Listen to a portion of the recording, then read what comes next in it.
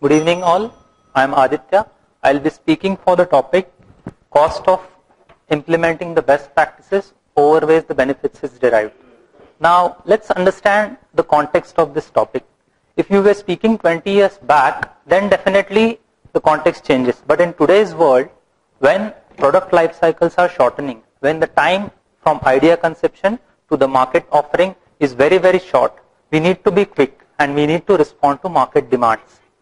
Best practices definitely should be inculcated into the culture of an organization. We cannot say that an X company, which is my competitor, is following a best practice and now since they are doing well in certain sector, I need to copy that practice. If I do that, I don't understand what exactly is the context of their operations, how is the culture in that organization, and if I simply blindly copy it, there is a high risk that the time taken, which I estimate at the time of taking this decision, is very long. Again, the people who are involved, basically the cost, what we are talking about is training the people and making sure that everybody implements those practices. There is a high chance that the management which thinks it will be right might implement them. But what matters is the people who really do the work, people who bring the business to the organization. And there is a high risk that if they were not having that culture of following that practice, it will be going on a toss. Next thing is, every organization has its core competency. And for its competency, there is a set of best practices. For example, if I am a product company which is offering different products to the market, I need to be very flexible in terms of what I am offering. Whereas if I am an IT service provider, I need to be very sure in terms of my project management, how I deliver the projects. So every organization knows its competency and it develops those certain sets of practices into its culture and system. So there is no need of going for a new best practice and making sure your people follow that, because the time taken will be very large. Thank you. Okay. I would like to support my stand. That is, best practices are worth the while and worth every bit of money and cost that you invest in it. What we'd like to understand here is what is it that we mean by best practice? Why is it called a best practice in the first place? It is a short formula to success. Is it something that has been followed by other people and hence you would want to implement it in your organization? No. It is a formula to go towards your intended goal in a prescribed manner and not in a haphazard rampant way. Secondly, what do we mean by costs here?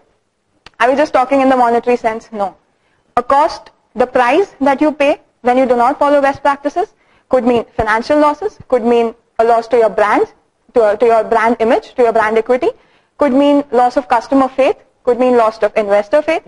The entire gamut of stakeholders that an organization has is what the organization needs to take care of, which is why best practices are followed.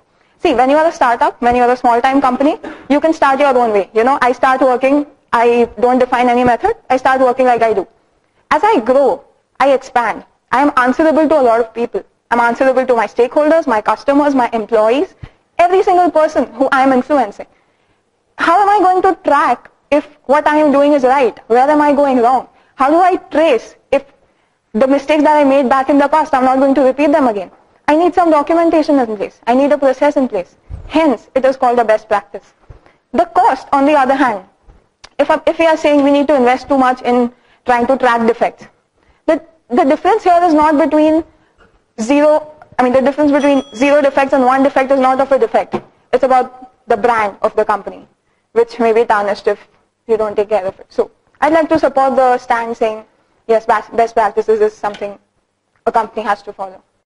As I said, we have evolved over a time where we can definitely say that something which was called as a best practice becomes today's expectation. And you mentioned the point of stakeholders. Now, my yesterday's stakeholders might expect that lean manufacturing or let's say a Six Sigma or a Kaizen is a best practice. But if you see the high amount of competitiveness in today's organizations, all these things have become a part of my system. When I execute a project, when I develop a product, there is a set of certain governance policies and about how I conduct my work. There is a certain standards which I need to abide by. So I will say that definitely best practices are important. Exactly. But the thing is, you have to inculcate that in the system. Agreed. You cannot say that I will follow this particular best practice and I will invest my energy and time. That's precisely not what the point is here. The point is that best practices cannot be a necessary evil for you. You have to know that that is definitely the path Sorry, by I'm which not you saying meet it's an success. evil. What I'm Again- saying is again, given the times have perspective of changed. best practice is really absolutely. important. You need to grow with time. You need to advance. It is the time of Facebook and the fast-growing age. You have to deliver quickly to the customers. Nonetheless, the definition of perfection has not changed. Perfection still remains what it is. We still expect quality. We still expect to be given what our money is worth. I give you $300 for an iPhone. I expect an iPhone. I expect it to function like an iPhone. You cannot tell me, boss, we do not follow best practices here, so there's a good chance we may have missed some things around. That's No, not what I'm expected. saying is we are talking about the costs of following the best practices. Agreed. So every organization within its limitations of functioning that it is doing, within the context Absolutely. of geography that it is working, we need to evaluate whether the logic behind adopting to this best practice is worth enough for me.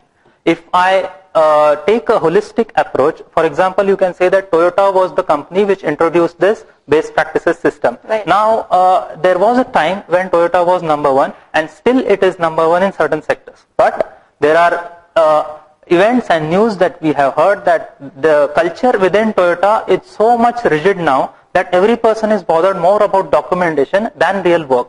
So that is really what I am trying to bring in. Absolutely. I agree with that.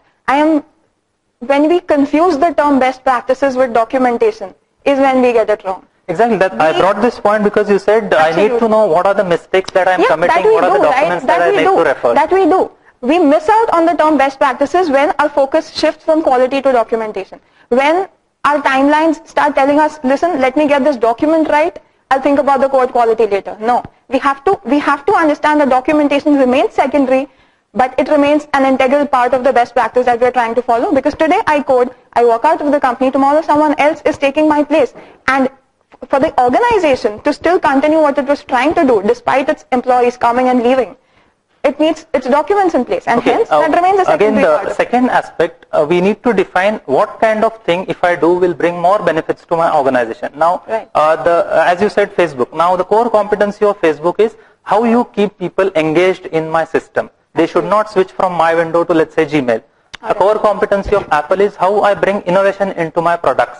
Now, I don't need to change the kind of products that I bring market and the way in which I manufacture or offer them as a service provider. Absolutely. So, the best practice need not be implemented at each and every step of running the organization. I agree with that. I would still stand by the fact that no matter how high you grow, you may be at the bottommost position of the ladder, or you may scale as high as you can. Best practices is what will take you to the higher echelons of progress, and given that, you will not even be able to track as to at what level you stand in the organization. Okay, I would like to conclude saying that a best practice need not be considered as a cost to the company. It should be implemented as a culture and a system within the company, so that it becomes a routine in the work, in the minds of employees and the way they do their work and the way management designs the policies of the organization. Okay, I would like to conclude saying best practice is a perception and it's not a practice. It's really a perception that a company needs to integrate in its mindset, and that's what will take the company forward. The costs will always remain secondary. The best practice will be the primary thing that will take it ahead. Thank you.